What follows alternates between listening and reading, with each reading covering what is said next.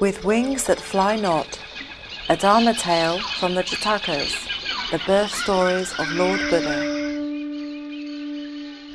Once upon a time, Lord Buddha, accompanied by a retinue of monks, was travelling through the countryside of Magadha in North India when they came upon a forest fire which rapidly turned into a raging inferno. Sheets of flame were everywhere. On seeing this, some of the less experienced monks were seized with terror and wondered what measures they should adopt to stop the spreading of the fire.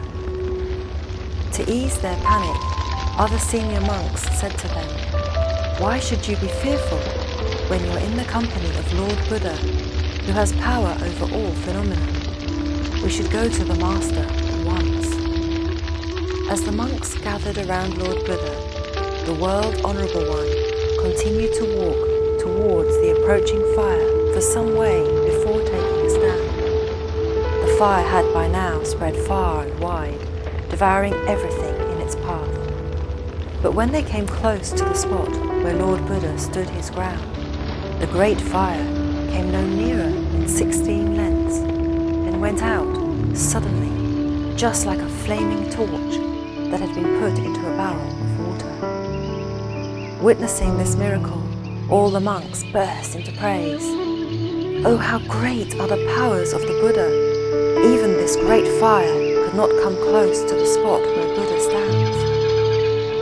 Hearing these words, Lord Buddha responded, "It is not due to my present power, but the power of a former act of truth of mine, that this fire goes out at this spot.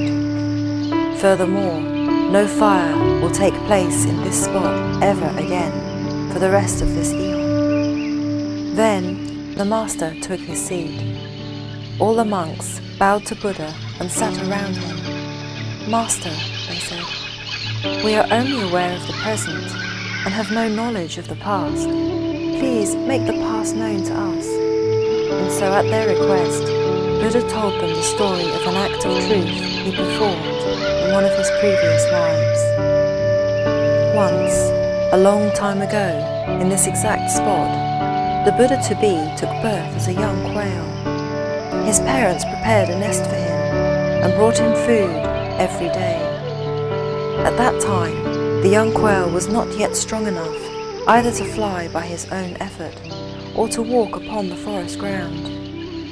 One day, a fire broke out in the forest, and it swept fast and furiously with the ferocity of an insatiable wild beast. Alarmed and fearful, all the animals and birds in the forest fled from the encroaching fire as fast as they could. The parents of the young quail knew they did not have the body strength to ferry their young one with them on their escape, and so had to fly away on their own, leaving the little quail behind. Stranded, alone in his nest, the Buddha-to-be became aware of the approaching fire and thought to himself, "If I had the strength to use my wings, I would follow my parents to safety. Now that my parents have gone, what could I possibly do to save myself?" Just then, an insight arose from his mind. In this world of samsara, there are those who are revered throughout the universe as the Buddhas, the enlightened ones. These are the great compassionate bodhisattvas, the great awakened courageous beings who have gained their release from the realms of suffering by dedicating endless acts of perfections such as generosity, patience, compassion, and loving kindness towards all beings, and in the process realized the full potential of their original nature and attained the absolute state of oneness and wisdom that is not separate from the ultimate truth of nature. Since I too believe in the same truth and the efficacy of goodness, I will invoke the Buddhas of the past to grant me their blessing, to bring true the ultimate truth of nature, and by an act of faith in that truth, put a stop to the fire. Thus fortified by his faith, the young quail called to mind the efficacy of the Buddhas of the past and performed an act of truth by repeating the following stanza. With wings that are not yet ready to fly, feet that are not yet ready to walk, abandoned by my parents, here I lie in this nest. I earnestly call upon Jataveda, Lord of Fire, stop and turn back. In this way, with unshakable faith, the young quail repeated this invocation continuously. Even as he was reciting, the fire slowed down and turned back to a distance of 16 lengths before it went out completely, as if it had been doused by a great wash of water.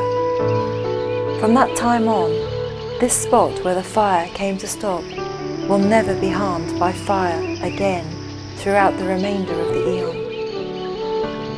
Lord Buddha then said to the monks, "It is not my present power, but the power of an act of truth I performed in my former birth as a quail that caused the fire to stop at this spot in the forest."